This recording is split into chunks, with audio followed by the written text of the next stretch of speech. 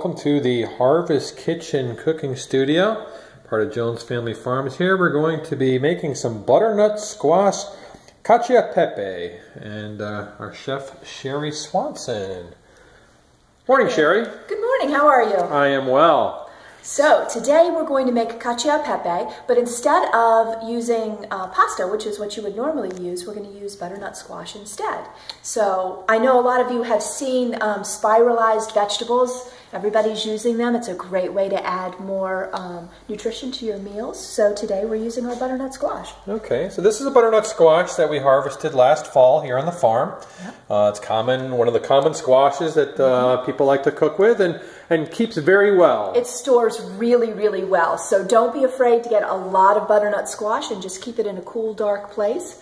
And it'll keep for several months. Terrific. Okay. So I'm going to start by cutting the stem end off, and then I'm going to leave this part on so that I have kind of a handle because I want to peel the butternut squash.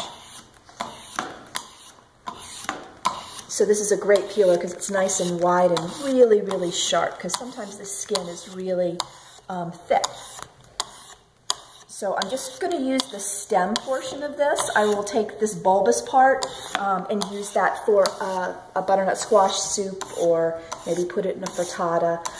But I'm going to use just this stem, this long portion here for our julienne slices. So you can use a spiralizer, but a lot of people don't have that. Plus, in a cooking class, it's hard to have one of those for everyone in the class. But it's really easy to get these little julienne peelers. There's a bunch of different varieties. They look just like peelers, but when you use them, they make these wonderful long slices that are almost like pasta. It takes a while to get started. You get down through the meat of it there on the shell. Would you call it the husk or the shell of a squash? I normally just call it the skin. The skin, okay. These are the things we learn in our cooking classes. So as you get deeper, the flesh is a little softer, so it makes it easier. Once you have a flat surface to work with, it also makes it easier. Sure, sure. But so we've done a whole lot of squash already here. Okay. So we're going to pretend that this is our pasta. All right. But we're going to skip the step where we would put it in boiling water, and we're just going to put it in the pan with some olive oil. So come on over here. So here's our pan. I'm going to heat it up and put a little olive oil in there. So you want a nice olive oil because that's going to contribute a lot to the flavor. Whenever you're cooking and you're using very few items, all of those items have to be delicious. Okay. So start with really good olive oil, really good butternut squash. You can tell when the olive oil is ready when it starts to shimmer a little bit.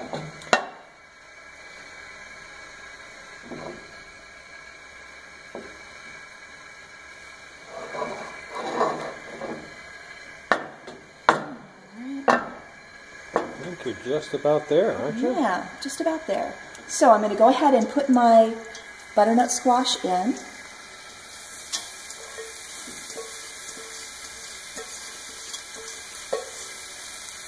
It's a beautiful color. And then I'm going to add some salt and pepper to it. Just a little bit of pepper now. I'm going to add a lot of pepper later because that's the Pepe part of cacio pepe. All right, okay.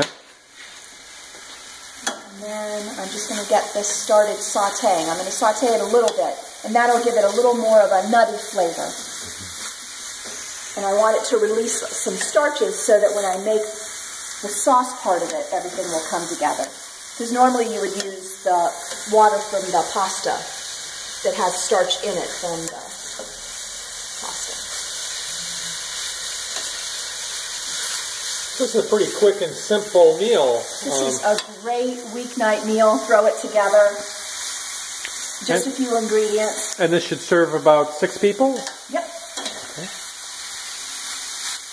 You want a nice big pan to cook the butternut squash in now. That's really important. What size is that pan you're cooking in now? This would be about like a 14-inch pan? Something like that, yeah. But it's got nice high sides. I like the pans with a nice high sides so that if this were a pasta dish, we would boil the pasta in another pan, and we would still have room to put it in here. Okay. Starting to smell really good. So I'm going to put a little bit of water in here.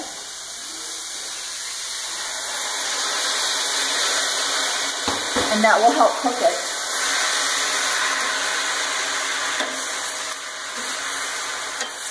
It's really thin. If you spiralized it, then it might be a little bit thicker, so it might take a little bit longer to cook.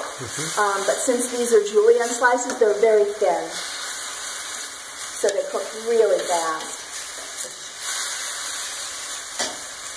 So I think a little more water.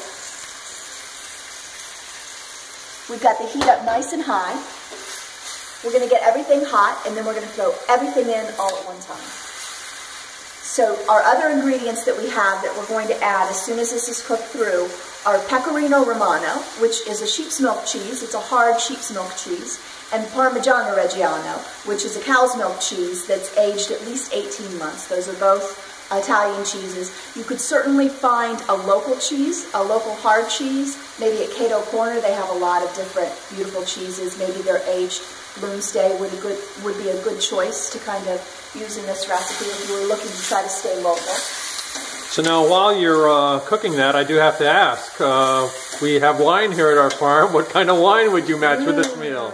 So I would choose our Pinot Gris. Okay. Because I really, it's a dry style wine. It's a little bit richer than a Pinot Grigio, but it is kind of in the same realm as a Pinot Grigio, which always goes really well with light pasta dishes. So. Very good.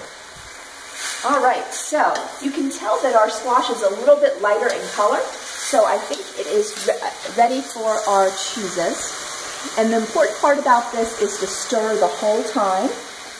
It's nice and hot, but I'm going to turn the heat off and add the cheese. A little bit of both kinds, both the pecorino and the Parmigiano, and a whole tablespoon of freshly grated pepper right in there. Okay. And then if I need a little bit more water, I will add some.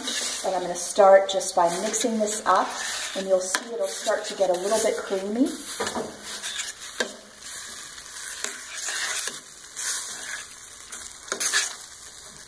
Smells delicious. This is one of my favorite dishes. This is like grown-up mac and cheese for me. And now most of that cheese is melted. It's starting to make a creamy type sauce, so I'm going to add a little more cheese.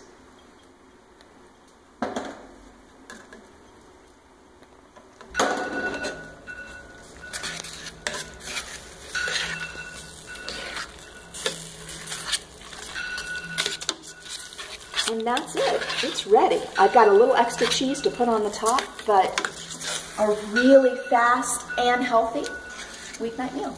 Terrific. Thanks so much, Sherry. You're welcome.